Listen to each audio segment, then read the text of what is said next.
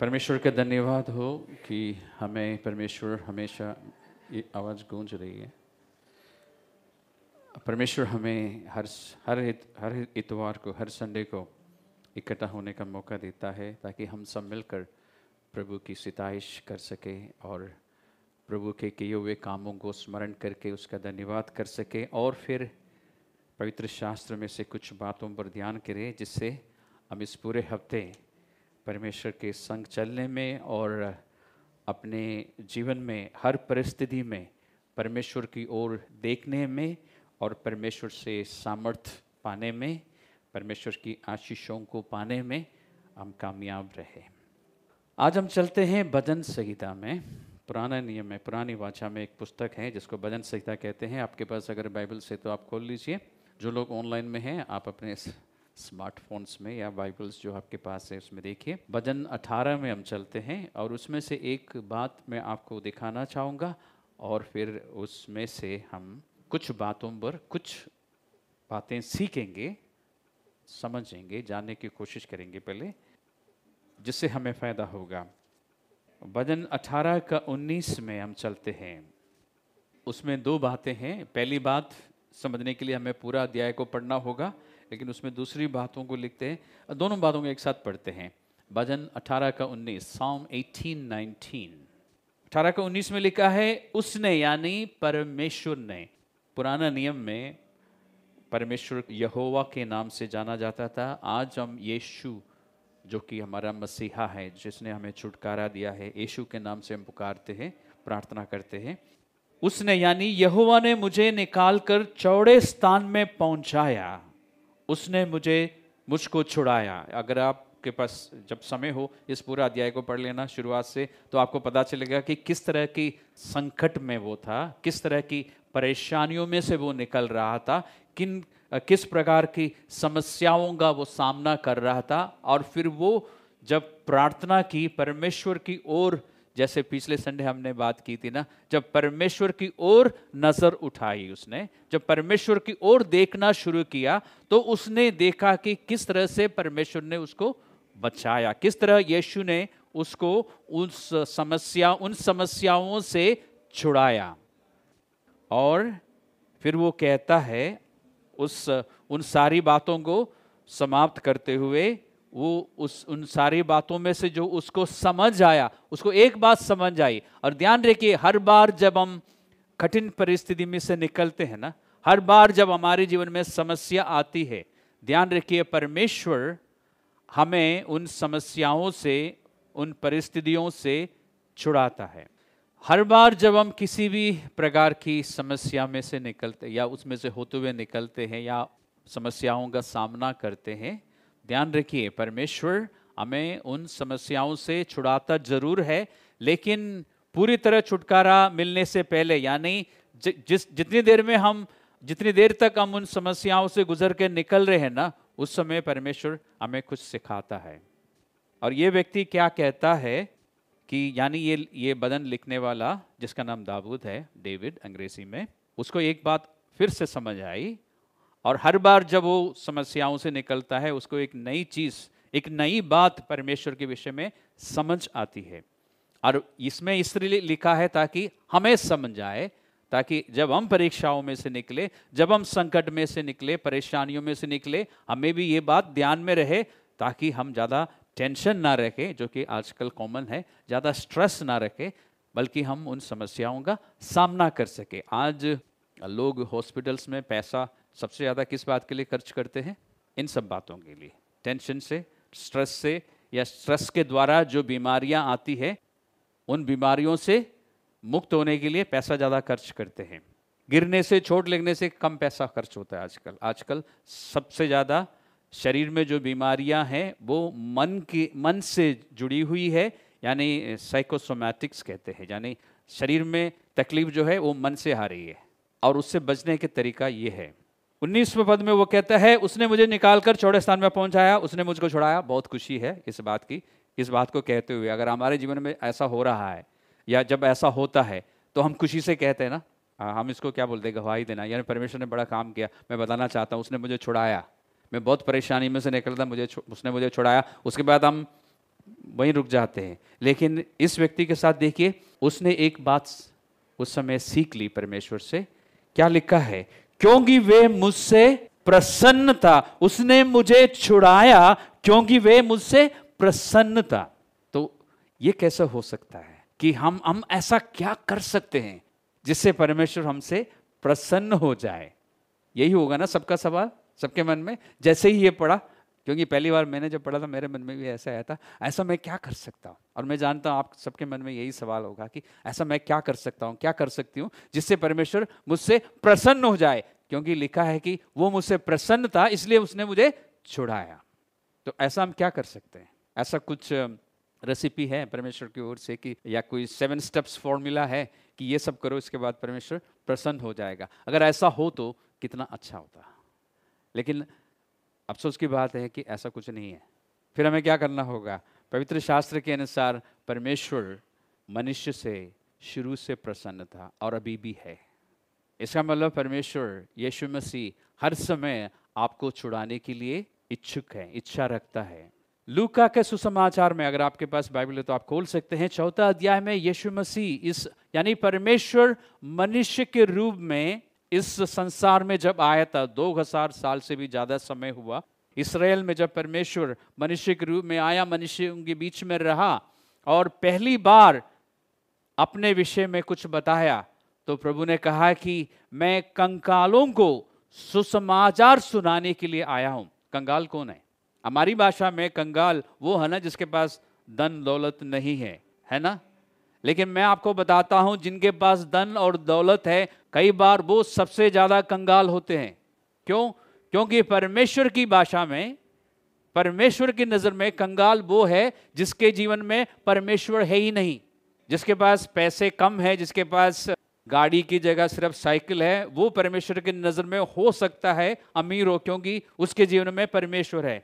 तो जिनके जीवन में परमेश्वर है ही नहीं वो कंगाल है, और उनको एक सुसमाचार सुनाने के लिए परमेश्वर मनुष्य के रूप में आया कि परमेश्वर मनुष्य से प्रसन्न है। प्रभु ने कहा कि मैं कंगालों को ये अच्छा समाचार सुनाने के लिए आया हूं कि उनको कंगाल रहने की जरूरत नहीं है, उनको गरीब रहने की जरूरत नहीं है, क्योंकि अब परमेश्वर स्वयं मनुष्य बन के आया। उस परमेश्वर को ग्रहण कर लीजिए, और उस परमेश्वर ने मानव जाति को छुड़ाने के लिए जो काम किया है उसको ग्रहण कर लीजिए, तो आप उस कंगालपन से बाहर आएंगे, यानी आप परमेश्वर के साथ जुड़ जाएंगे और फिर कंगाल नहीं रहेंगे, अमीर रहेंगे, परमेश्वर की नज़र में अमीर रहेंगे। यानी जब भी आपको कुछ ज़रूरत हो आप परमेश्वर की ओर देखेंगे, वो आपको देता रहेगा। आपकी हर समस्याओं से वो आपको बाहर निकालेगा।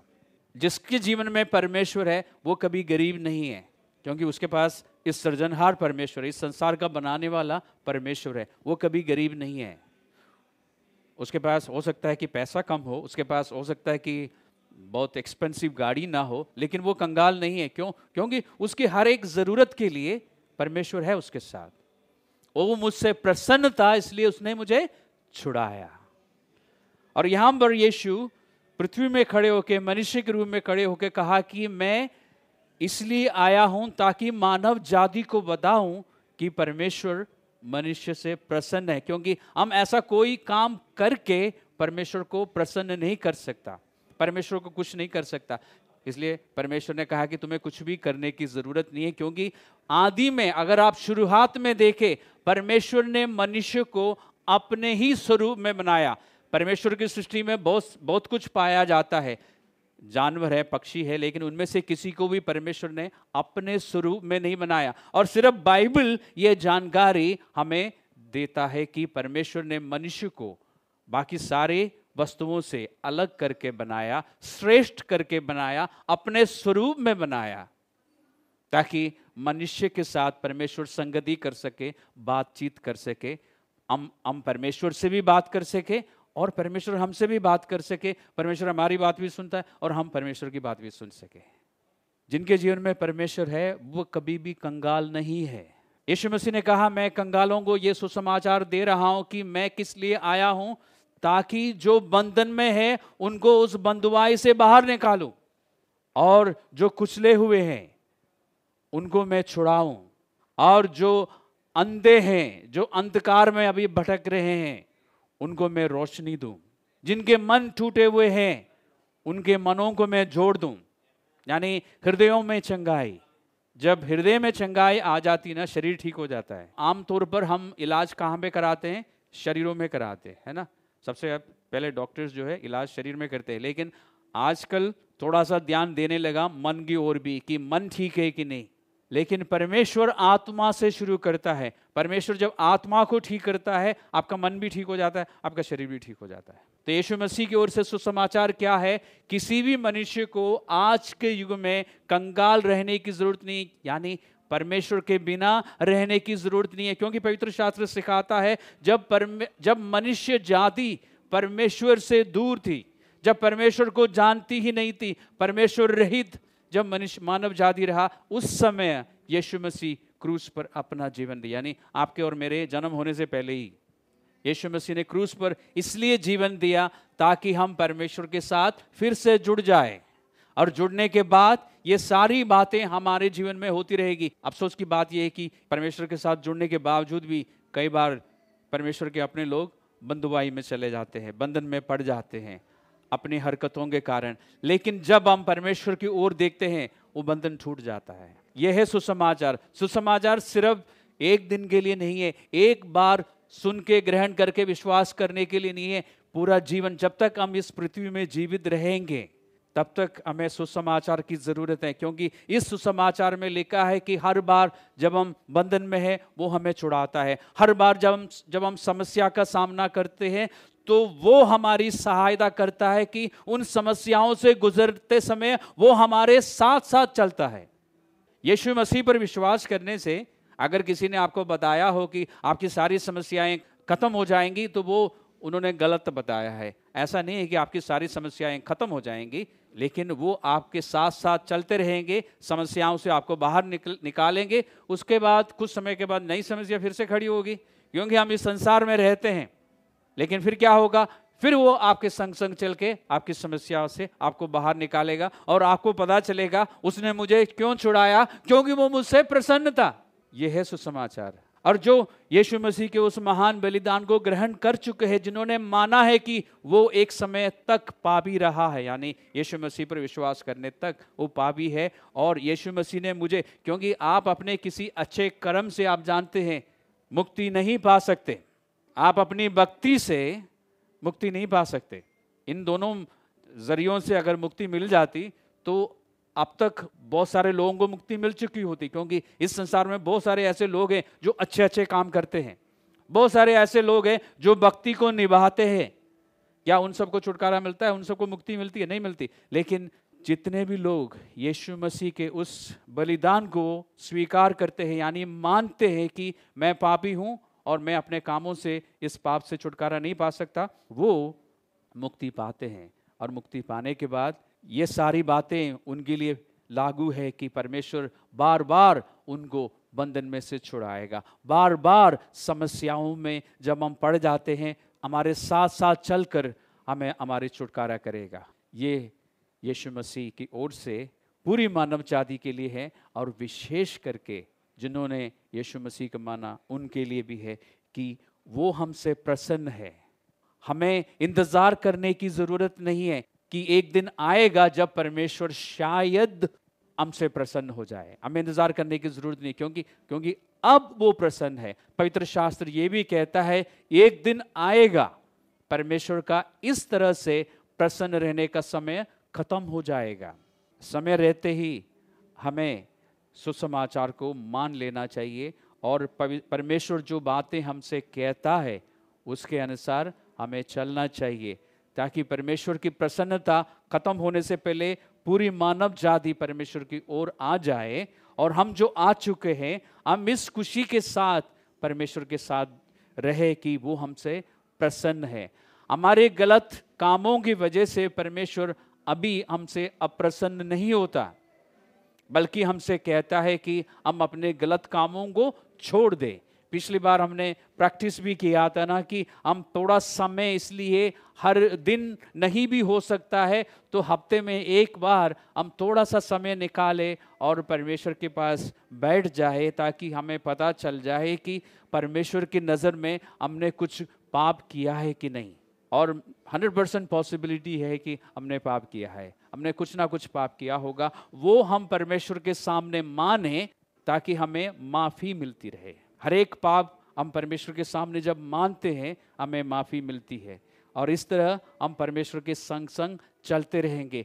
चाहे हम अपने गलतियों को माने या ना माने, हमें बचाने के लिए, हमारी सहायता करने के लिए, हमें बीमारियों से छुटकारा देने के लिए वो हमेशा तैयार है, क्योंकि वो हमसे प्रसन्न है। और फिलहाल मैं आज आपको इतना ही बताना चाहता हूँ। आपकी समस्या कुछ भी क्यों ना हो, आपके शरीर में कोई तकलीफ कुछ भी क्यों ना हो, आज आपको छुटकारा मिल सकता है। आज आपको चंगाई मिल सकती है, क्योंकि वो हमसे प्रसन्न है। परमेश्वर की आशीष आप सभी लोगों के साथ रहे।